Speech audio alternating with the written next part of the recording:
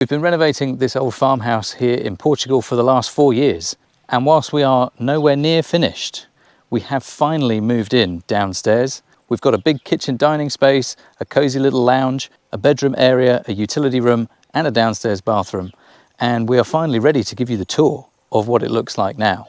There is a big caveat though. We are not finished. There are still some things to do downstairs, and there is still lots more work to do both upstairs in the house and throughout the land as well. So we have lots more things to show you in the future, and we have loads of videos about how we got to this stage here. Anyway, that's enough of the introductions. Let's head inside and show you the first room.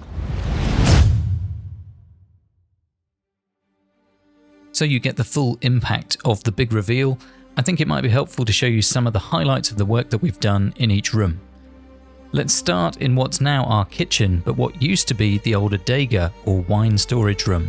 When we first viewed the property back in 2020, this room was just full of junk.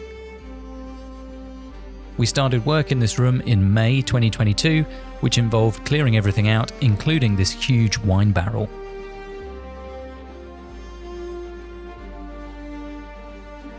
The floor was just compacted earth, and we wanted to install a new solid floor with underfloor heating. So first we dug down about 40 centimeters to install all the layers of the new floor without losing any head height.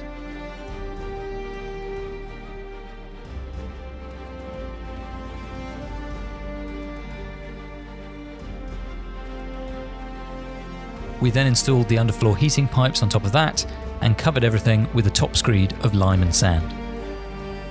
Meanwhile, we ran all the first fix electrics and plastered them into the walls with hemp lime plaster, and after multiple coats, this was finished with hot mixed lime wash. The old chestnut beams, lintels and pole in the middle of the room were cleaned up, sanded, stained and finished with a hard wax oil. Large natural stone tiles went down on top of that, laid on a mortar bed of lime and sand and grouted with a special lime-based grout. We added lights to some of the exposed stone nooks around the room to show off some of the original features and to contrast the smooth limestone floor with the rough limestone rocks used to build the house. More recently, we installed a new range cooker and built a large table from scrap wood to act as a kitchen island. But since then, we've moved in a whole load of other furniture, unpacked boxes of cooking equipment and stocked the shelves with all sorts of delicious ingredients. And the transformation is quite something.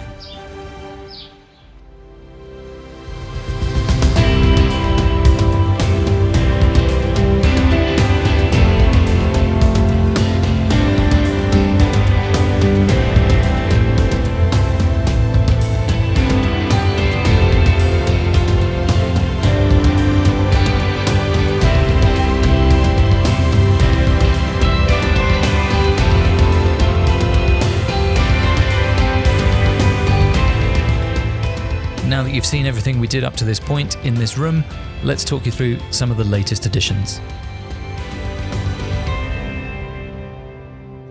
The most recent addition that you know about is this table, which is working really well. It has given us loads of storage. It is not the final shape. There was lots of comments about this. Eventually it will come out, whatever we put here, the real one, will come out maybe enclosing the pole or just half to the pole. It won't be as deep as this because we can't reach plugs and put anything here, so there will actually be a bit of an L shape to it. I also don't think we're going to have open shelves in the final version. No, I don't think so. It'll be drawers with pull-outs for all the stuff to keep dust out and cats out. But it was just an easy build. But it's super useful because we have no other workspace in here. And then something else that we started to go with this is this. So we built this, to give us a bit more worktop space, but also as guys, storage and other stuff. Maybe you can explain that. Shall I explain? Yes. So the kitchen island has been great, but one thing that we were really missing right next to the stove was somewhere to put like a spoon that you've been stirring a sauce with or something like that.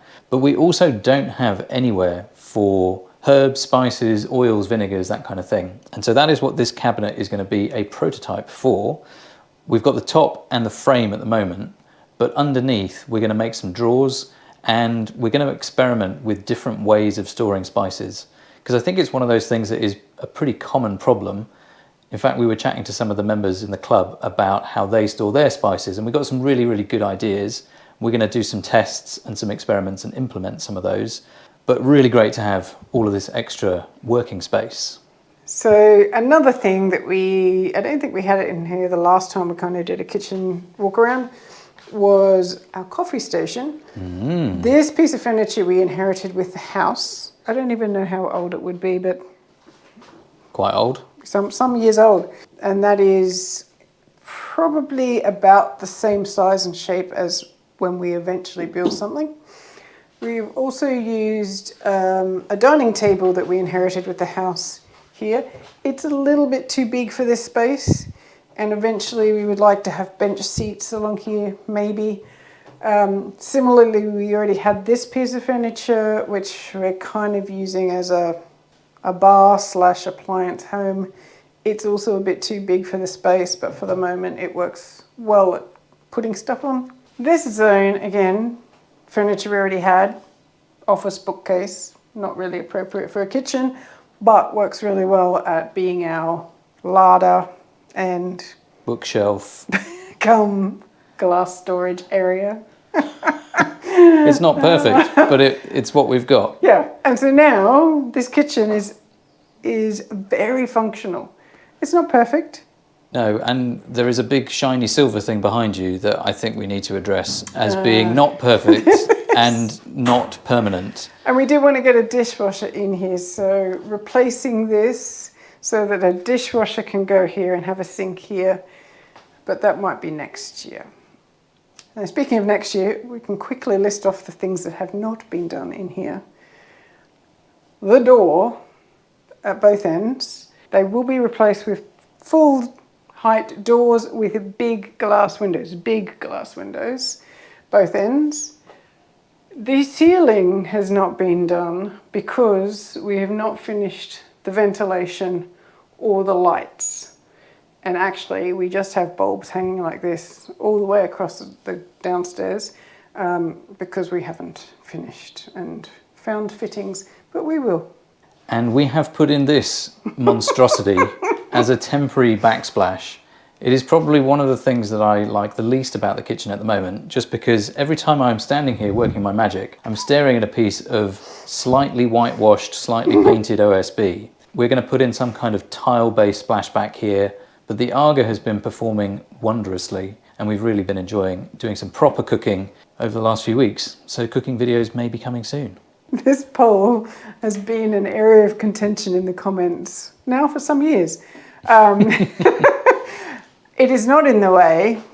It's, for us, we really love how it's turned out. And I think once the worktop here kind of integrates it, either just that you see the top part of it or that you see the whole bottom with the stone, really it just doesn't get in the way at all. And it's a really big part of the story and the renovation, and so we're really glad that we kept it.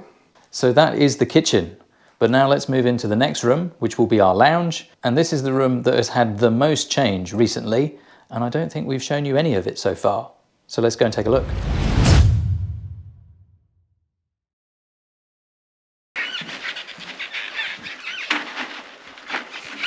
The renovation of the lounge started in a very similar way to the kitchen, digging down and installing the new heated limecrete floor. It's perhaps worth noting that all the work that we've done on this project so far has been done by just Kylie and myself, with the exception of installing the Aga, the heating system and the electrics. We helped to run some of the cable and the conduit, but the rest was done by a qualified professional. Once the electrics were in place, we added layers of hemp lime plaster to the walls and created a feature wall of exposed stone pointed with lime.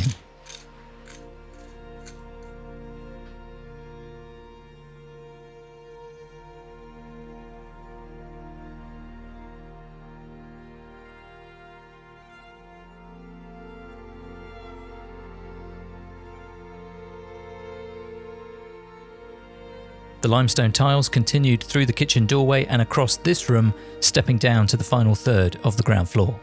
We added a drop ceiling in this room to accommodate a whole load of pipework that needed to run between the various rooms on the ground floor and the first floor.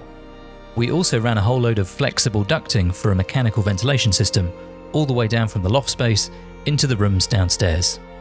One of the last disturbances to this room was running waste plumbing from the bathroom above to connect into our grey water and black water runs down to the septic tank. And here's what it looks like now.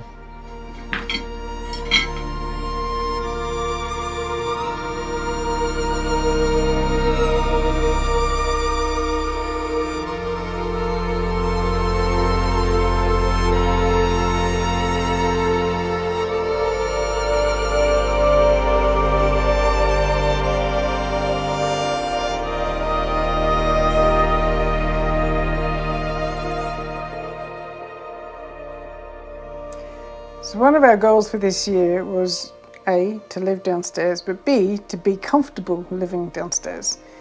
This room has now made us comfortable. And I just want to comment on this little area, which is our wine appreciation area. Many people laughed when we used that expression. But that's exactly what it is. This is where we appreciate our wine. And this area will always stay as a little bar wine area. Eventually, this will get replaced by a piece of furniture which will house wine glasses and probably all our spirits and stuff like that. And the wine rack will have to move potentially just a little bit more this way or maybe over there. We still intend to have some chairs in here. We've got curtains and everything. I know, I was about to say, and we made it nice by putting curtains here and at the other end. So this is often where I am sitting whilst appreciating wine. And something that we were sorely missing here was somewhere to rest the wine, which doesn't happen very often, but it is useful to be able to put it down to then go and do something else. So Kylie built this, or repurposed this. It used to be a bedside table, which we also inherited with the house, but she took the top off it and then made this top out of some of the floorboards, much like we've done with some of the other builds in the kitchen and the bathroom, which we'll get to a bit later on. But this is great. It means that we now have somewhere to rest the wine. This also doubles as a crochet creation corner because that is what you have to be doing when you're appreciating wine. Or the other way around. So anyway, this is our relaxing zone. It's very small at the moment But because it's fine. the rest of the lounge room is taken up by what we're now claiming to be our bedroom. Which you can't really see because there's a massive TV in the way. And this is the other set of curtains I was talking about. How cozy is this? We can't open those curtains because there is just a solid piece of OSB behind. It's just hiding an ugly piece of OSB, which will be a door again with a big window eventually. And we get to lay in bed at night and look at the beautiful ventilation artwork on the ceiling. And the beautiful wall and the beautiful nook. Moment of truth. Ta-da, Lovely. we have a bedroom. Furniture that we brought with us from London. Again, it's really not Portuguese homestead, home, farmhouse style. But it's close enough. But for the moment, it's functioning. So that is our lounge and bedroom area, I guess you could say. It's quite cozy, it's very comfortable, and we are very pleased with it. But we should move on to our next room. Alexa, turn off the living room.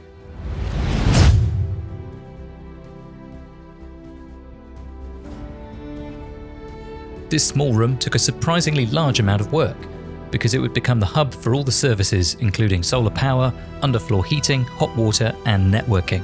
But it started out with a huge pile of rocks, acting as the hearth for the fireplace in the old upstairs kitchen. We'd removed all the rock and the concrete floor above to leave us with a rather large hole.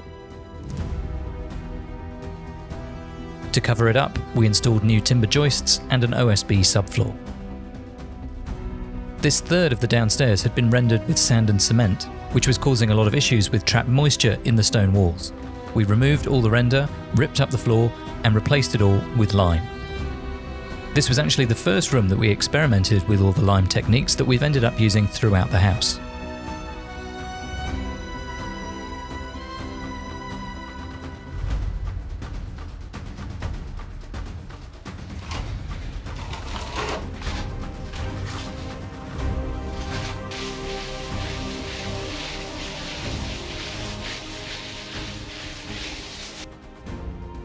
The underfloor heating manifold was installed, filled and tested. And then the pipes were covered over with the top screed. We installed the limestone tiles. Again, this is actually the first time that we did this.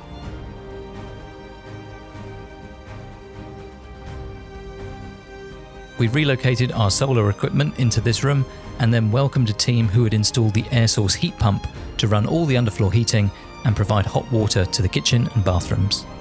This room will also act as a laundry room in future, but it's currently being used for something quite different. So this is the home for spiders, it turns out. So this room is where it all started. Downstairs, at least. Downstairs.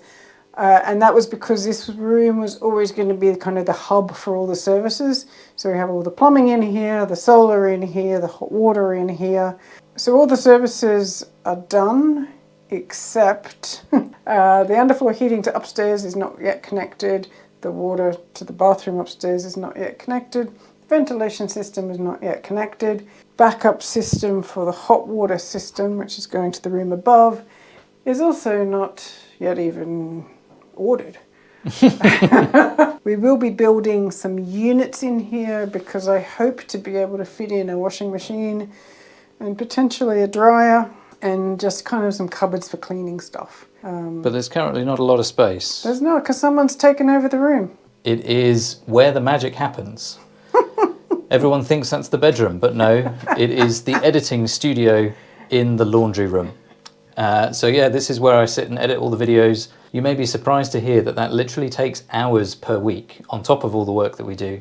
But at least I've got a space to do it and a very nice comfortable chair. Something that we get a huge number of questions about is our Starlink installation. We did a video about it a long time ago where we actually did the install. But since then we have made some changes to it. We now have internet across almost the entire farm using something called a mesh network system. We're using an old Google Wi-Fi setup that I had from our flat in London, but we've got Wi-Fi on the deck, we've got Wi-Fi in this room, we've got Wi-Fi in the kitchen, and that kind of provides enough coverage for the whole house at the moment. There's also a whole load of other networking stuff. All of the lights are smart. We're using a combination of Hue lights and Shelly smart relays behind some of the switches. The whole house is going to be pretty smart by the time we're done with it. The heat pump is smart, the underfloor heating is smart, the solar stuff is smart too. And speaking of solar, here it is in all of its glory. We don't need to go into too much detail about it right now. We've got other videos that cover some of that, but it's all working really, really well. And we're averaging about 10 to 12 kilowatt hours of power usage per day at the moment. And we have more than enough solar to cover that during the summer. We will have to see what happens in the winter. Do you have anything else to add? No, it's a plant room. Though I really want to do this. Ooh. Maybe not. Oh, it's been waiting for over a year now. But we'll move on very quickly to the next room, which is also very exciting. It's going to look much better. This room is the final part of the inside tour, but this space is actually where we started the downstairs works back in July 2021. This began with removing all the sand and cement render and taking up the old concrete floor in preparation for the new limecrete floor. There was quite a bit of plumbing to run here, to the upstairs bathroom and to the kitchen. We also ran plumbing for a new downstairs bathroom, which we hadn't even built yet. For that bathroom, we carved out a small corner of this room, which will eventually be a stairwell connecting all 3 floors of the house.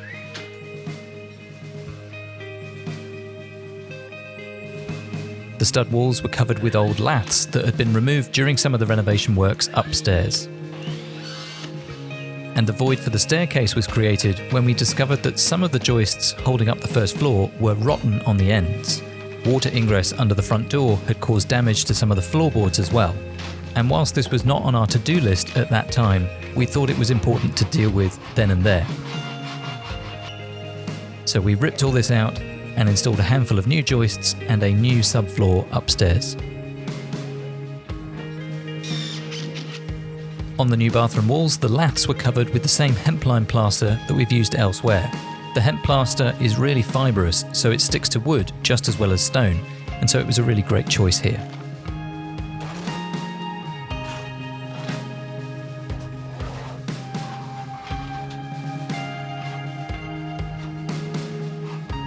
Soon we were able to install an indoor flushing toilet, something that we had lived without for the best part of 3 years.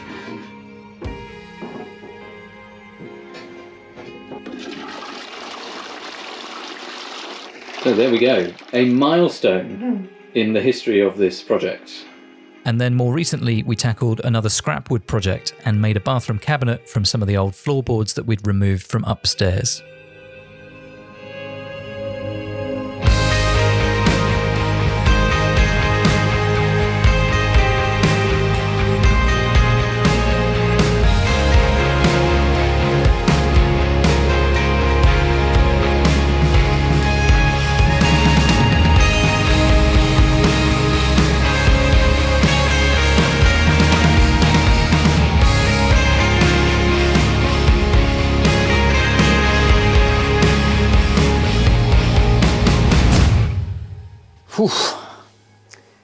So you may notice this wall is not finished. This door is temporary. But check this out. Ta-da, ta-da! Oh, hang on a second, what is this? This room is mostly finished, except for the ceiling, the ventilation, the lights, maybe a mini splashback. This is the room that is the most recently finished. If you saw last week's video, that's when we literally finished it. We haven't done much since then, other than hang up this lovely thing. So thank you to all the lovely people who made that happen. But yeah, there's not much more to say about this space other than it's working great and we really love having a proper downstairs bathroom. What isn't great is the rest of this space. It's not finished. We have put on a, let's call it a hurl coat, a covering coat on the stone walls and the single skinner bricks to stop all the stuff falling. And then we have installed some storage and wasteland for all the stuff, all the stuff we don't have homes for, and for general cat area. So this room isn't finished, but that's okay. It's the last piece of the puzzle down here that we're not looking to finish anytime soon. And if you remember, our goal for this year, along with having a bathroom upstairs, which we are going to work on, is to get more comfortable. And so we've achieved that. We now can sleep comfortably, we can cook comfortably, we can chill out comfortably. We've also bought some things that make living down here a lot more comfortable. So the storage racks, for example. We bought this awesome Dyson, which I know it sounds crazy. It's a vacuum cleaner, but it's got no cable. So you can just really grab it and walk around with it. It's excellent. I'm quite embarrassed to say how many times I know, you've started cleaning. It's excellent. And there's some other things in the kitchen. So there's a nice bin with a dual thing, rubbish and recycling. Anyway, on that note, people are always asking us about what wax oil are we using, what pencil is that, what jars do we buy. So I'm going to put a list of all the brands and the tools and the things that we recommend, because I'm not going to put something there if we don't recommend it. For those who are interested, if there's anything they don't find on that list and you're interested in where we got something, what we think of it, put it in the comments and then I'll make sure to add that. So that is everything we've done to transform the downstairs of the house. But there's one other area that we've also been working on recently, again in the spirit of making things more comfortable, more enjoyable. So let's head outside and show you that. And maybe we will grab a refreshing beverage. One of the first big projects we tackled on this crazy renovation journey was creating somewhere for us to live on site, but away from all the rubble and the dust in the house.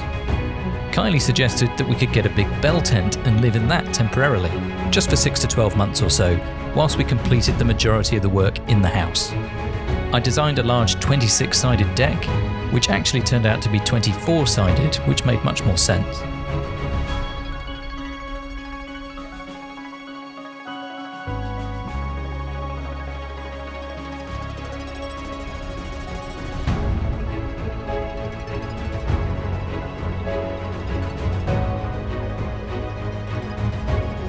And on that we constructed a small shed which would act as our kitchen and somewhere to install our solar equipment.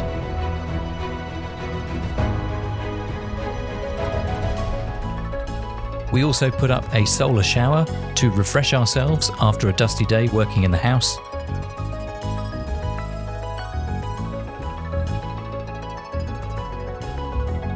But the majority of the deck was taken up by the 20 square metre bell tent, where we ended up living for over 3 years.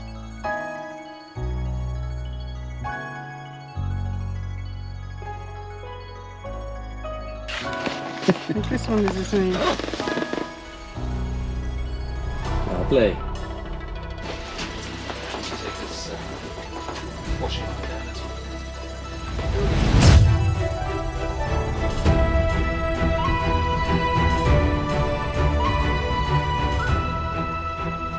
So welcome to the deck.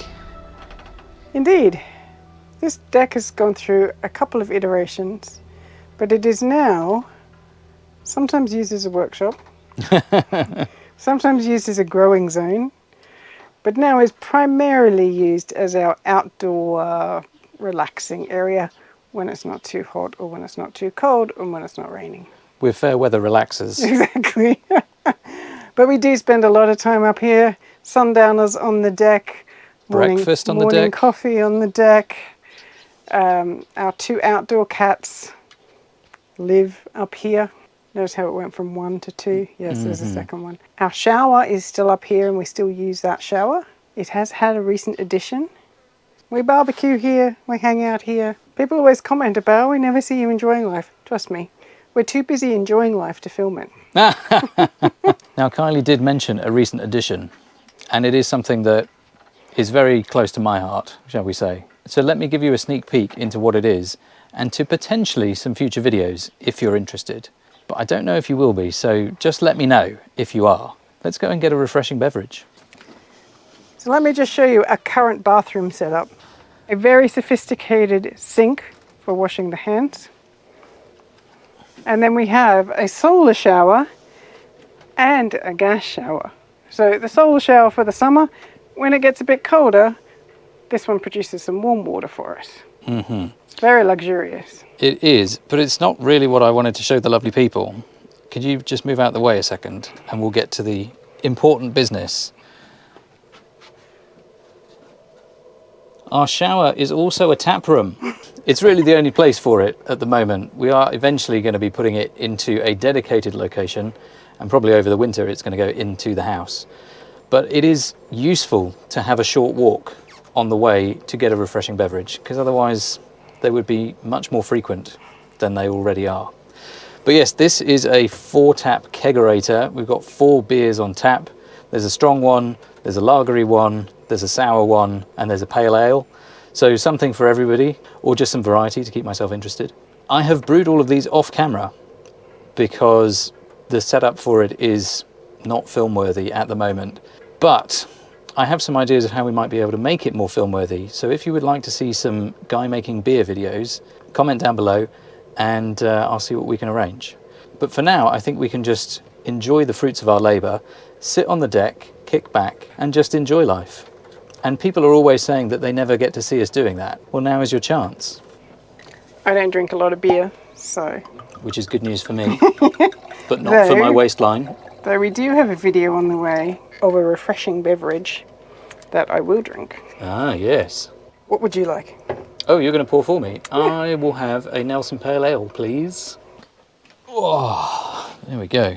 So I decided to change my choice, and I went for a sample of my latest brew, which is a lager or a pilsner, brewed with some hops, but then with bay leaf added. Very Portuguese. Very Portuguese, yeah. And it is quite refreshing, I must say. I will find out soon if it is quite refreshing. Don't tell me you're going to say it tastes like beer. It does taste like beer. It's actually not bad for a lager. There's a bit of lemon peel in there as well. I was going to say, there's something citrusy in there. Yeah, there's lemon peel from our big lemon tree. And I think it would actually be really nice. I don't think I can taste the bay leaf though. Do you not get that kind of herby medicinal on the finish? Yeah, okay, yeah. That's bay leaf. Okay. I think it'd be really nice with a slice of lemon in it as well, just to give it a bit more Or lemonade. freshness. Shandy. Or like a, yeah, what's the one that they have here? We had some recently. Radler? Radler. No, panache. Yeah, they're different Something like though, that. but yes. Oh, they're different, are they? Different but similar. Similar. Anyway, cheers. Cheers. Thank you for joining us. I hope you enjoyed the tour Sorry and some it of the was so long. flashback. Yeah, sorry if we rambled or if we were inappropriate. I know people tend to like that, confusingly. Hopefully we weren't offensive. What are we doing next week? Do you know? I Do think we we know? might be going to do some cooking because we have a lot of courgettes. Oh, I was going to ask you, if we make another courgette wine, could we Yeah. make a sparkling version on tap? I don't know, but maybe we Or could. just a sparkling melon fizz type wine? We could try that. Let's experiment and see how we go. Anyway, more So of that in the future. Maybe some cooking next week, but very soon we're going to be starting up in the bathroom again for what feels like the 6th time. But that is the next big project.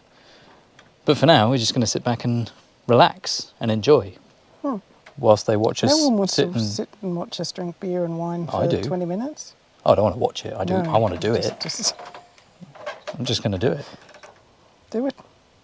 Okay, we can be finished now. We can wrap it up. Yeah. I need to get another glass of wine in a minute. Already? You only well- just sat down. I know, but look, this is one mouthful already.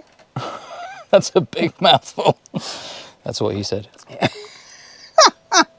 That's what she said. Oh, yeah, that's it. Sorry. I mean, he said it probably as well. Perhaps. They all say it. Some people say it. Some people mean it. Some people Some don't. people mean it. I see what you did there. All right, we're done for now. We'll see you in the next one. Bye. Bye.